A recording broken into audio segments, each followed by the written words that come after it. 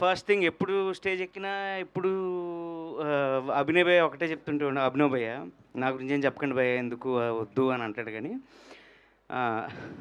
We have to tell. Okay, red puppet productions అండి. So first things first, ఏదో డబ్బులు ఉన్నాయి కాబట్టి మనం సినిమా తీసాము అనే టైప్లో ఉండదండి. ట్రస్ట్ మీ, తర్వాత వచ్చే సినిమాలన్నీ రెడ్ పప్పెట్ ప్రొడక్షన్స్ చేయబోయే సినిమాలు చాలా అద్భుతంగా ఉండబోతున్నాయి. ఎందుకంటే they are very visionary producers అండి. They take care a lot about the script as well. చాలా ఎక్కువ కేర్ తీసుకుంటారు. అండ్ ఎప్పుడు ఎప్పుడు ఎక్కినా ఒకటే, వాళ్ళు ఫుడ్ పెడతారు, వాళ్ళు ఏదో మమ్మల్ని బాగా చూసుకుంటారు, ఇదే చెప్పాల్సి వస్తుంది. ఇది కాదు, ఇంకా చాలా సబ్జెక్ట్ ఉంది. ఆ ప్రొడక్షన్ హౌస్కి ఇట్ సెల్ఫ్ చాలా ఎక్కువ సబ్జెక్ట్ ఉంది. సో మీరు తొందరలో చూడబోతారంటే మంచి సినిమాలు తీస్తారు వీళ్ళు. థ్యాంక్ యూ సో మచ్, మమ్మల్ని అందరినీ బాగా చూసుకున్నారు. And Subhash Chandra, the director of this movie, గురుగారు thank you so much. You have given greatest opportunity. And ఆయన గురించి చెప్పాలంటే 100 షార్ట్ ఫిల్మ్లు అది ఇది అని కాకుండా the way he handles every one on the set is very important అండి. ఆయన ప్రతి ఒక్కరిని సొంత మనిషిలా చూసుకొని సెట్లోకి వచ్చిన తర్వాత అందరినీ బాగా ఆప్యాయంగా పలకరించి, మరి బహుశా రేలంగోళ్ళు అవడం వల్ల మరి ఏమో నాకు తెలియదు కానీ మొత్తానికి అందరినీ ఈక్వల్ ఇంపార్టెన్స్ ఇచ్చి చక్కగా అందరినీ బాగా చూసుకొని, వీళ్ళు పెద్ద చిన్న అని కాకుండా ఆ క్యారెక్టర్స్ కూడా అలాగే రాశారు ఆయన. ఈ హీరో అని కానీ లేకపోతే ఇదని కానీ అదని కానీ లేకుండా డిఫరెన్షియేషన్ ఏం లేకుండా చాలా నీట్గా రాసుకున్నారు. థ్యాంక్ యూ సో మచ్ అండి. అలాగే ఎప్పుడు మా స్టేజ్ ఎక్కినప్పుడు మా కసిరెడ్డి గురించి, మా సుదర్శన్ గురించి, రోహిత్ గురించి మాడతాం. ఈరోజు I have to talk about the technicians of this movie. మా డిఓపి సంతోష్ భయ్య కానీ, లేకపోతే శ్రీ, మా ఆర్ట్ డైరెక్టర్ ప్రవల్య గారు, Lakshmi, and co director Suresh, Chaitanya, Chiru, everyone ఎవరైతే కాస్ట్యూమ్ డిజైనర్ శివ, ఎవ్రీవన్. నేను ఒకటే చెప్పదలుచుకున్నానండి, because of all of you, మీ అందరి వల్ల ఈ సినిమా బాగా వచ్చింది.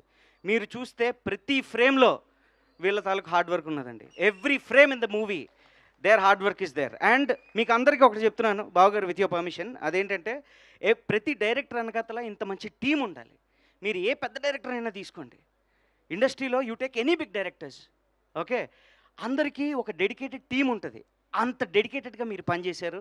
And you made this frame or this movie, every frame in the movie look beautiful, massive అండి. Thank you so much every one, thank you. And ఈ సినిమా hero Sumanth Prabhas గురించి మాట్లాడుకుంటే నేను ఒకటే చెప్తా, సుమంత్ దగ్గర 10 రూపాయలు ఉన్నా అలా ఉంటాడు, 10,000 ఉన్నా అలా అంటాడు, 10 లక్షలు ఉన్నా అలా అంటాడు, 10 కోట్లు ఉన్నా అలా అంటాడు. ఎందుకంటే సచ్ అ పాజిటివ్ పర్సన్ అండి. ఎక్కడ ఇంత నెగిటివిటీ కూడా చూపించడు. తన దగ్గరికి వెళ్తేనే ఒక పాజిటివ్ ఓరా జనరేట్ అవుతుంది, ఫ్రాంక్గా చెప్పాలంటే. అంటే మాటల్లో కానీ తన చేతల్లో కానీ వెరీ నైస్. మన ఏదో షూటింగ్ అయిపోయిన తర్వాత వేరే డేట్లు అడ్జస్ట్ అవ్వకో, లేకపోతే అటు ఇటో జరిగో కొంచెం డల్గా ఉంటే, ఏంట్రా ఇలా డల్గా ఉంది సుమంత్, నేను ఈరోజు సాయంత్రం రాలేను, నేను కొంచెం నాకు ఎందుకో కొంచెం నువ్వు రానా నువ్వు రూమ్కి రా, చల్లగా బిర్యానీ తింటూ మాడుకుందాం, నువ్వు రా, డేట్లు ఏముందో నా సురేష్ చూసుకుంటాడు, ఏం కాదు, నువ్వు వచ్చేసే చెప్తా. సో ఇలా ఉంటుంది సుమంత్తో. సో సుమంత్, నువ్వు ఎప్పుడు అలాగే ఉండు, అలాగే ఉంటావనే నమ్మకం నాకుంది. And Nidhi, you are fantabulous in the movie. She did an excellent job అండి. భాష రాకపోయినప్పటికీ చాలా ప్రయత్నించి నేర్చుకొని తన డైలాగులన్నీ చాలా బాగా చెప్పింది. నెక్స్ట్ రీను గురించి మాట్లాడితే, ఆ అమ్మాయితో నేను ఎప్పుడు మాట్లాడలేదండి. రీనుతో ఐ హ్యావ్ నెవర్ స్పోకెన్, నేను ఏం మాట్లాడలే. రీనుతో మాట్లాడిన మాటలు ఏమైనా ఉంటే డైలాగులే. ఎందుకంటే ఆ పిల్ల ఏదైనా షూటింగ్ స్టార్ట్ అవ్వకముందు ఇంతే, ఈ ఎక్స్ప్రెషన్ ఒకటే ఉంటుంది. యాక్షన్ అన్న తర్వాత విజృంభించేస్తుంది. ఒకరోజు నాకు తనకు షార్ట్ అవుతున్నప్పుడు ఇంత డైలాగ్ ఇచ్చాడు ఈయన, ఇంత డైలాగ్ రాసి ఇచ్చాడు. ఫట్టా ఫట్టా ఫట్టా ఫట్టా ఫట్టా చెప్పి వెళ్ళిపోయింది. నేను అలా చూస్తుంటే, బాగా ఇది టేక్ అండి, అలా చూస్తారేంటంటే సరే అని చెప్పి మళ్ళీ రెడీ అయితే సెకండ్ టేక్లో కూడా సేమ్ థింగ్, అదే రిపీటు, అదే గ్రామరు, అదే pause, everything. So every artist in the movie they have supported us. అలాగే పెద్ద ఆర్టిస్ట్ని తీసుకోండి, మన జగపతి బాబు సార్ కానీ, లయా మ్యామ్ కానీ, they have comforted us in such way that we felt very free. మా అందరికీ ఒక మంచి కంఫర్ట్ జోన్ క్రియేట్ చేశారు. మేమందరం అంత ఫ్రీగా నటించాం, అందరం సెట్లో అంత బాగా కలిసిపోయామంటే నిజం చెప్పాలంటే కారణం వాళ్ళేనండి. Having them in our movie is a blessing, is what I can say.